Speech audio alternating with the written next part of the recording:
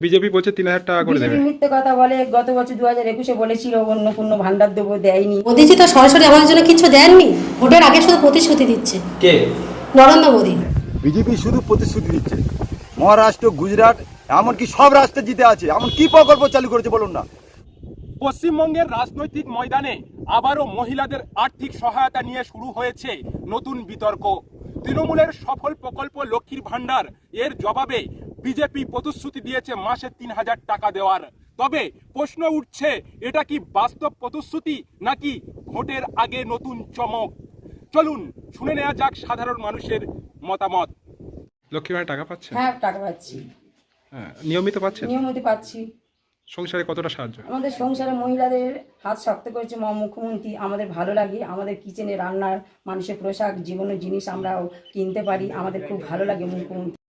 কিন্তু বিজেপি বলছে ৩,০০০ টাকা করে দেবে। বিজেপি মিথ্যে কথা বলে। গত বছর 2021-এ বলেছিল অন্নপূর্ণ ভান্ডার দেবো, দেয়নি। তারপর পোস্ট অফিসে জিরো ব্যালেন্সে বই করে দিয়েছিল, তাও দেননি।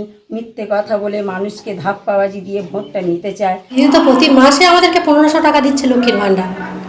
সেই টাকাটা আমরা বাচ্চাদের পিছনে খরচা করতে পারছি, নিজেদের হাত খরচার পিছনে খরচা করতে পারছি, আমরা নিজের প্রাত্যহিক জীবন উপভোগ করতে পারছি। মোদিজি তো সরাসরি আমাদের জন্য কিছু দেননি। মোদিজি বলছে পশ্চিমবঙ্গে যদি ভোটে যেতে 3000 টাকা করে সবাইকে লক্ষ্মীর ভান্ডারের মতো ভাতা দেবে। মোদি ভোটের আগে শুধু প্রতিশ্রুতি দিচ্ছে। কে? নরেন্দ্র মোদী। প্রতিশ্রুতি শুধু দিলে হবে কি? কথা অনুযায়ী তো কাজ করতে হবে।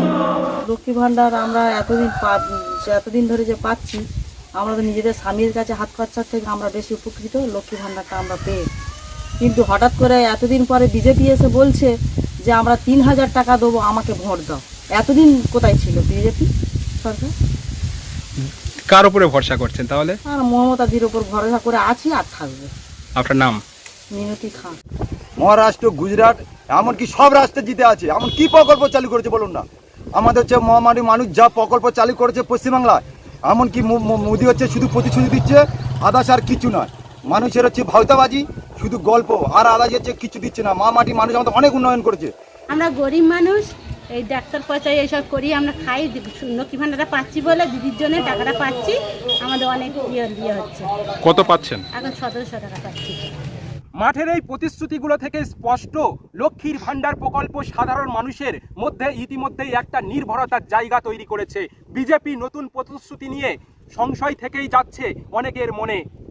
তাহলে ভোটের আগে এই প্রতিশ্রুতির লড়াইয়ে শেষ পর্যন্ত কার উপর ভরসা রাখবে বাংলার মানুষ, সেটাই এখন দেখার। দক্ষিণ 24 পরগনা থেকে নুরুদ্দিনের রিপোর্ট, BN TV।